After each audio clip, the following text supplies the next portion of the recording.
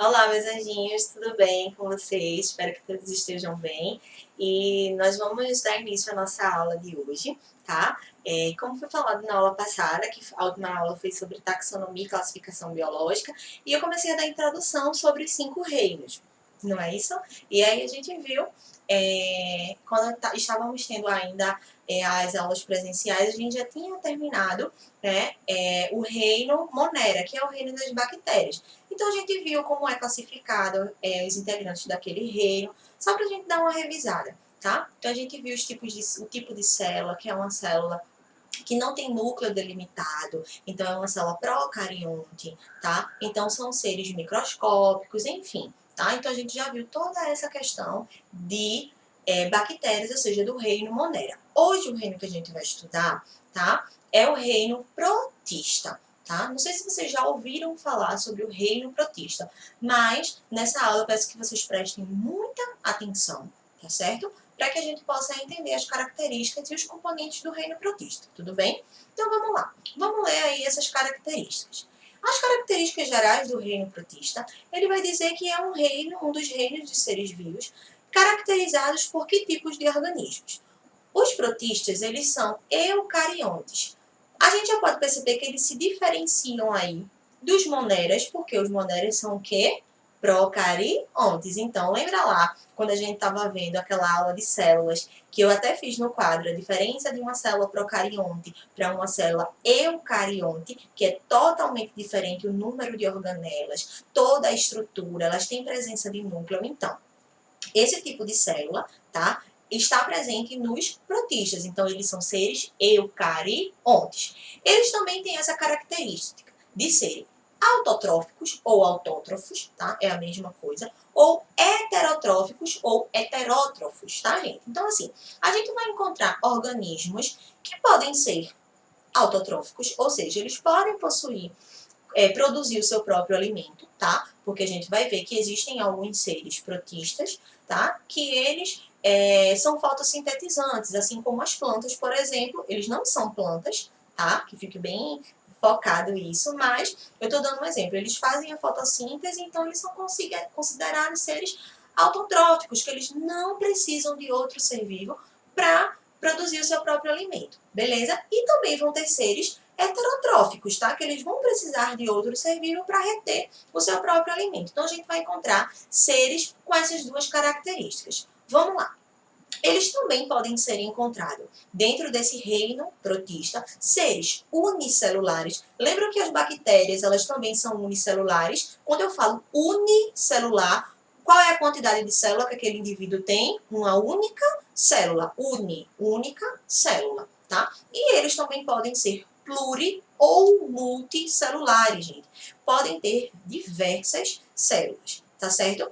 E o que compreende esse reino, tá? O que é composto esse reino? São justamente os protozoários, tá? E as algas. Agora, passando para o próximo slide, eu coloquei essa imagenzinha aí, tá?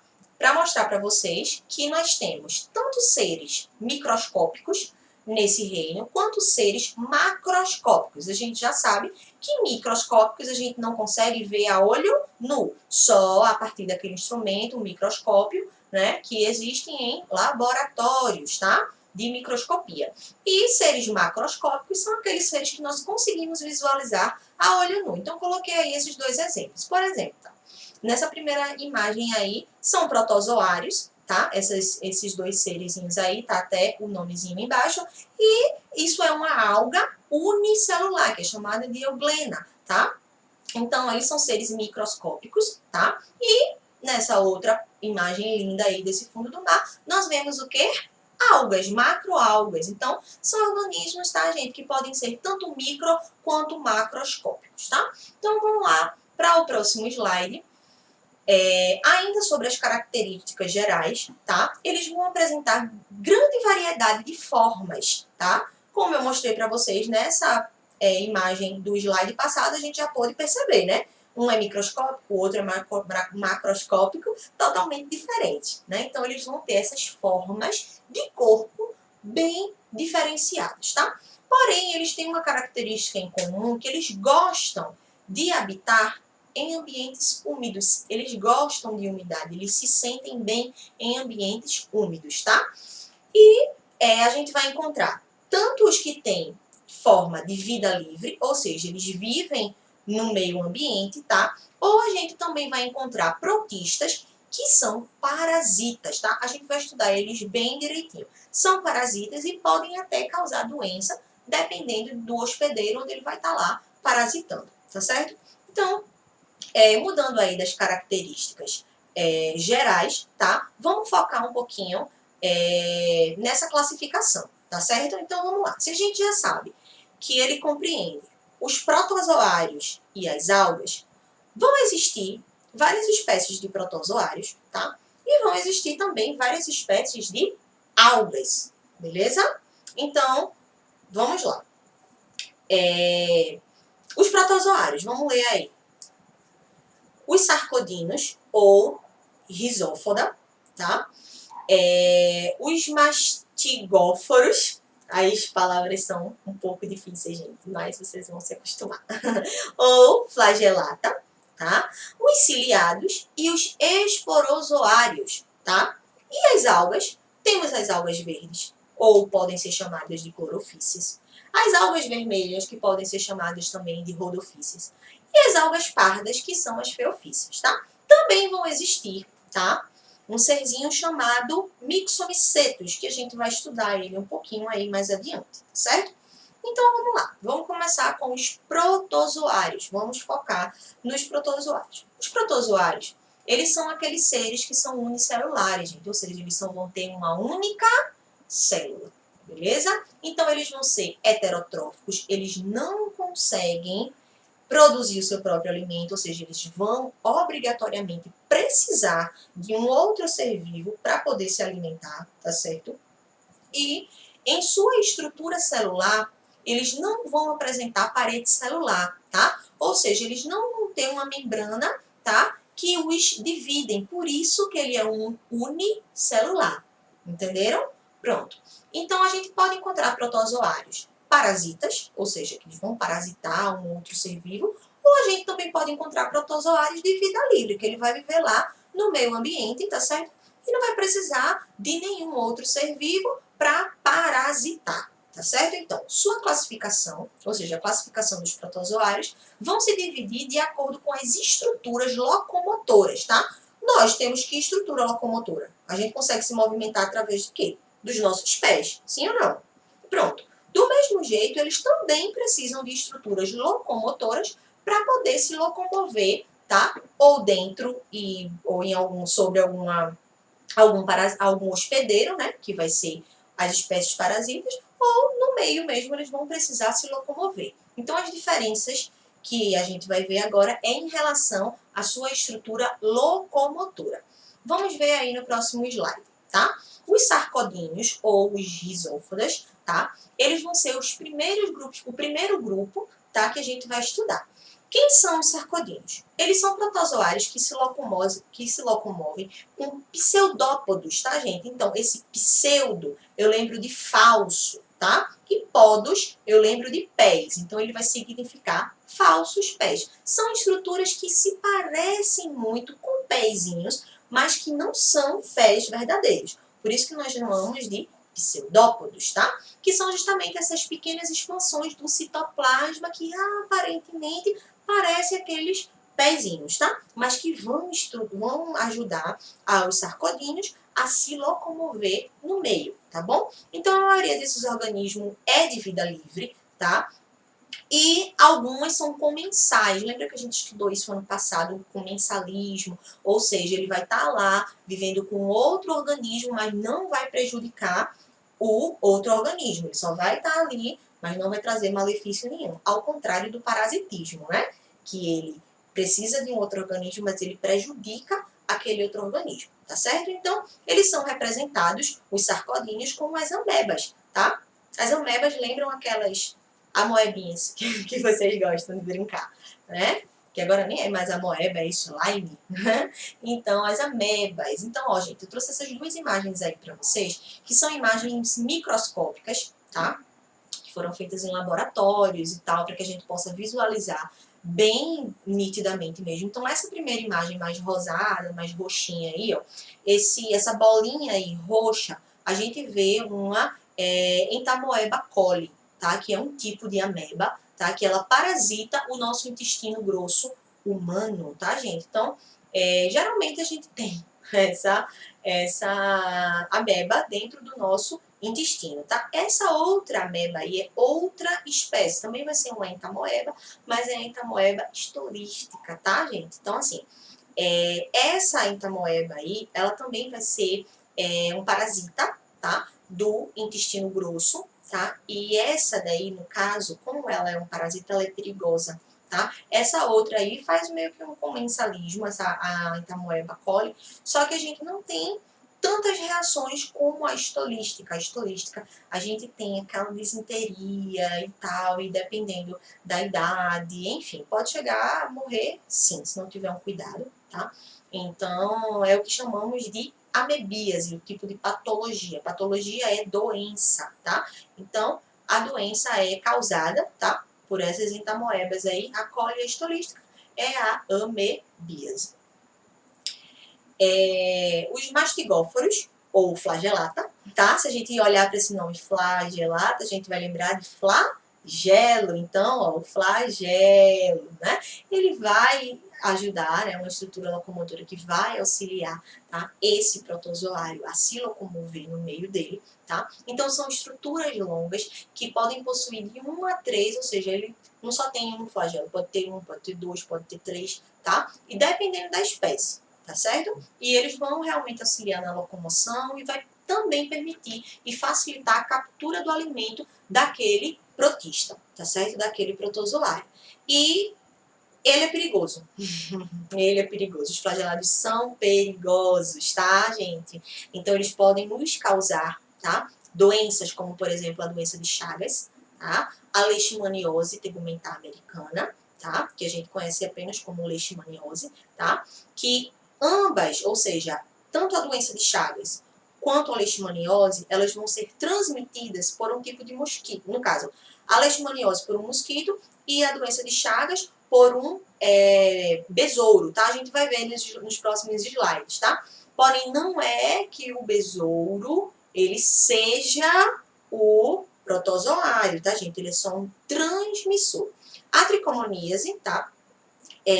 Ela vai ser transmitida via relação sexual sem nenhum tipo de proteção. Se a pessoa estiver infectada, vai passar para outra, tá? E a pessoa vai ficar com esse parasita. E a giardíase. Então, vamos lá aí para o próximo slide, tá? Então, vejam aí, gente, que ele tem esse flagelozinho aí, essa imagem microscópica que eu coloquei aí, que o nome desse flagelado é o Trypanosoma cruzi, tá? Que é esse protozoário, que ele é o causador da doença de Chagas. Então, por que eu coloquei aí a foto do barbeiro? Foi como eu falei anteriormente aí para vocês, tá? Eles precisam infectar o barbeiro, tá certo?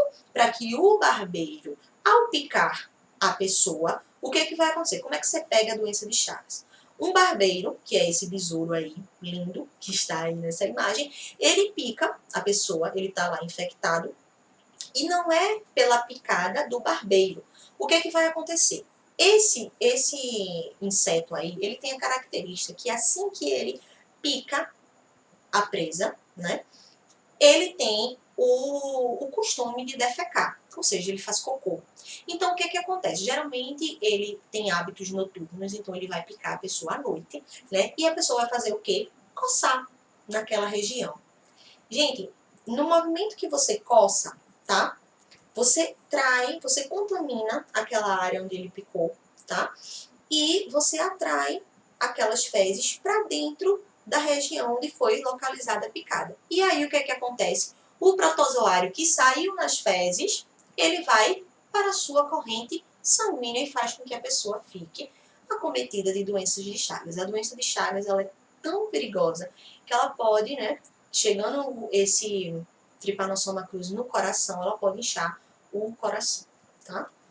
Então, vamos lá para o próximo tipo de flagelato, tá, gente? Parece um rostinho aí rindo, né? Então, o primeiro aí é justamente daquela primeira doença, né, da tricomoníase, que é o Trichomonas vaginalis, tá? Que ele vai realmente infectar toda a região do canal vaginal, tá? Então, é esse tipo de ameba, tá? Que ele contamina, tá? Justamente daquele mesmo jeito que eu falei para vocês, através de relação sexual, sem nenhum tipo de proteção, tá certo? E esse ao lado aí, que está bem mais sorridente, né? É o Giardia lamblia, tá? Que é o... como é que se diz? O parasita, né? O protozoário, que vai transmitir a giardíase, que vai ser... ele vai parasitar o nosso intestino delgado e, enfim, a pessoa fica com vários problemas no intestino, tá certo? Então, passando aí dessa parte dos flagelados, nós sabemos que os flagelados são perigosos porque nos transmitem doenças. Temos os ciliados, gente. E pelo nome já se diz, né? Se os flagelados eles se movem através de flagelo, os ciliados vão se locomover através de cílios, tá? Então, alguns exemplos que nós temos de ciliados, tá? Tem o Vorticella, tem o Balantidium coli, tá? E também tem o Paramércio, que é o ciliado de vida livre. Então, vamos ver aí no próximo slide. Eu trouxe essas 3 imagens aí para mostrar para vocês, tá certo? O Vorticella, que é essa primeira imagem, tá? O segundo aí, esse coli, tá? Que já é um pouco mais diferente. E o Paramecium, tá, gente? Então, a gente já vê aí que eles têm essas estruturas diferentes, porém, em ambos existem esses cílios, tá? Então, vamos lá para o próximo slide. Finalizando aí com os esporozoários. Então, se a gente já fala de esporozoários, a gente já vai lembrar de esporos. Então, não há qualquer outro órgão ou meio de locomoção. Então, eles não vão ter nem cílios, nem flagelos, tá? E nem nenhum tipo de estrutura para eles se locomoverem, tá? Então, ele é um parasita, tá certo? E também causa doenças, tá? Como, por exemplo, a malária, que é causada pelo esporozoário, o protista, o plasmódio, tá? E a toxoplasmose, que é provocada por esse tipo de esporozoário, que é o Toxoplasma gondii, que eu vou explicar ele um pouquinho mais adiante, tá? Então, ó, o esporozoário causador aí, ó, da malária, esse plasmódio aí, ele, no caso, gente, é esse que tá bem mais pigmentado, tá bem mais roxinho, tá? Que justamente ele vai ser transmitido, tá certo?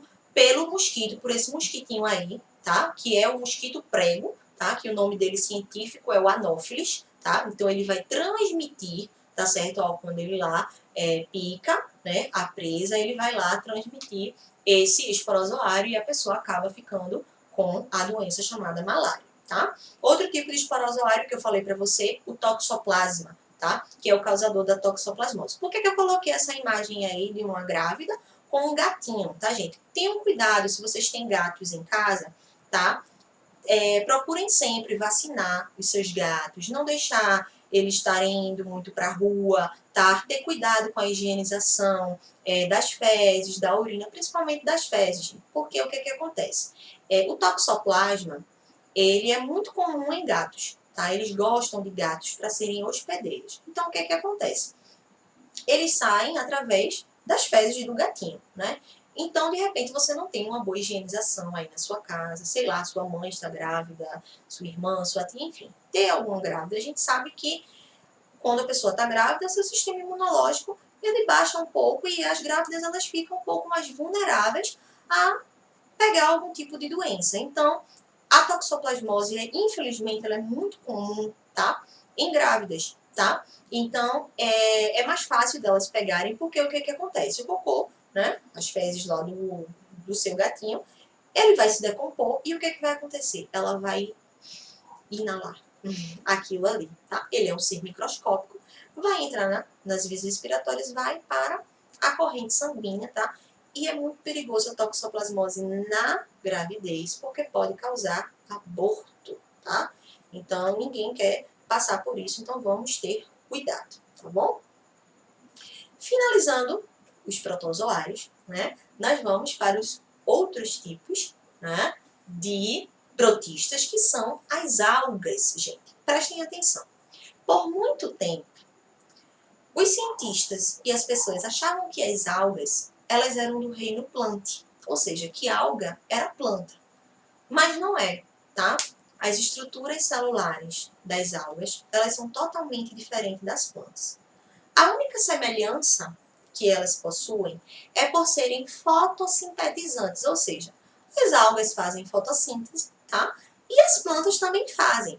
Outra coisa, por elas fazerem fotossíntese, elas possuem um pigmento chamado clorofila, né? Que justamente a clorofila, quando a gente estuda esse processo de fotossíntese, a gente sabe que a clorofila ela vai facilitar, ela tem esse poder de reter, tá? Como é que se diz? A glicose, né? Tudo que precisa da luz solar para que ocorra a fotossíntese, além de dar uma pigmentação à planta ou à água, tá certo? Então, nós entendemos que são de reinos diferentes, algas são protistas, plantas, reino plante, tá certo? Então, vamos lá. Existem algas tanto unicelulares quanto pluri ou multicelulares. E como eu falei para vocês, se elas realizam fotossíntese, então elas são autotróficas, tá? E como eu já falei para vocês aí, ó, elas possuem a clorofila, tá? De 3 tipos: clorofila A, B e C, que é justamente esse tipo de clorofila que vai diferenciar a coloração delas, tá?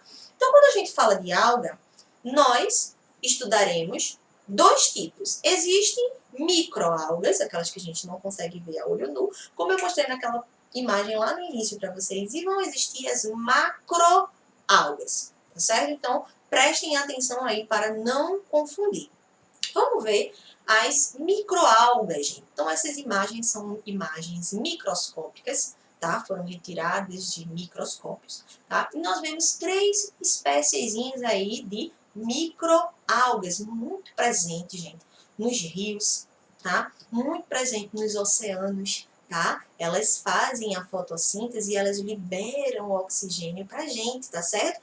Lembrando que o oxigênio não só vem das plantas. A gente costuma dizer, a Amazônia é o pulmão do mundo, não é isso? Mas a grande maioria de oxigênio que nós temos no nosso planeta não vem das plantas, vem dos oceanos, tá? A quantidade de microalgas são muito maiores do que a quantidade de plantas. Não vamos escantear as plantas e nem vamos tirar a sua importância. Eles trabalhando juntos, mais oxigênio para nós, tá? Então, voltando aí para as microalgas, nós temos as euglenas, que são essas primeiras aí, a gente vê que ela tem uma coloração bem esverdeada, né? Então, elas possuem aí clorofila, né? Para a pigmentação verde. As diatomáceas, tá? Que são essas segundas aí, que já são um pouquinho mais amareladas, e nós temos as dinoflageladas, tá, gente? Então, a gente já vê aí que elas se diferenciam em suas morfologias, ou seja, em suas formas, tá? Mas todas aí são classificadas como microalgas, tá? Outra curiosidade, gente, sobre as microalgas, antes da gente ir para as macroalgas, é que, por exemplo, elas são muito bioindicadoras. O que é um organismo bioindicador? Tanto as microalgas quanto as macroalgas também. Ela está sinalizando que ali naquele espaço está poluído, que ali naquele espaço precisa de uma limpeza, tá? Então, por exemplo, se a gente passar pelo aquele rio, que é bem pertinho da escola, pela ponte, a gente vai ver aquela camada verde, não é? Eu não estou me referindo àquelas plantas grandes, aquelas baronesas, tá? Que passam na correnteza do rio. Não. A gente não vê a coloração do rio verde, né? Quando não está chovendo.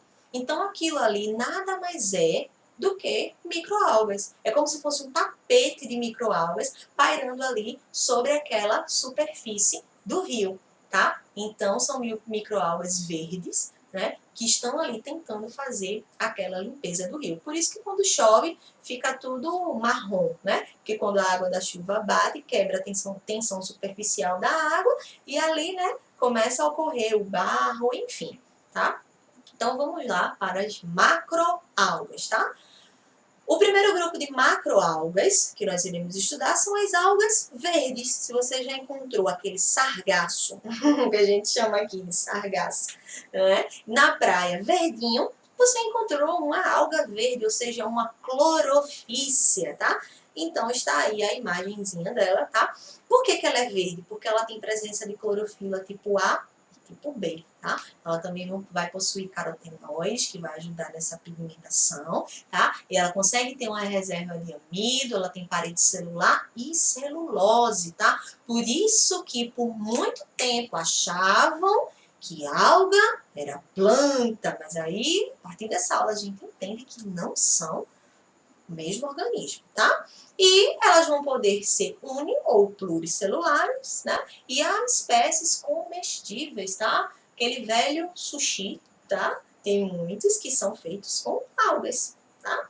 Então, vamos lá para a próxima espécie de alga. O próximo grupo aí são as algas vermelhas. Pela coloração a gente já consegue perceber, né, gente? São as rodopícias. Elas vão apresentar a clorofila tipo A, tá? E a ficobilina, por isso que ela tem essa coloração aí bem vermelha, né, bem encarnada aí, elas podem ser encontradas como uni e pluricelulares. Elas são filamentosas e elas gostam de se fixarem nos substratos, tá? A gente encontra ela em rios e encontra ela em oceanos também, tá? E existem também espécies bem comestíveis. Na China é muito comum, tá? Lá no Oriente, muito comum eles comerem algas, tá? Então a gente vai ver esse processo aí, vocês estão vendo? Maré vermelha. A gente vai ver nessa imagem aí no próximo slide, tá, gente? Olha isso aí.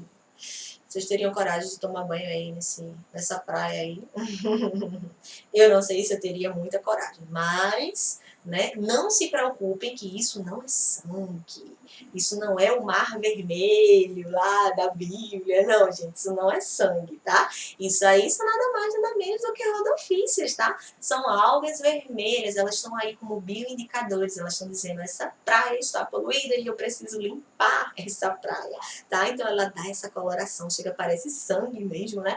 As pessoas quando veem, chega, se assustam, não querem tomar banho na praia aí porque acham que é sangue, tá? Mas não é, gente, é só alga, tá bom? Alga vermelha, por isso que ele dá esse processo de maré vermelha, tá?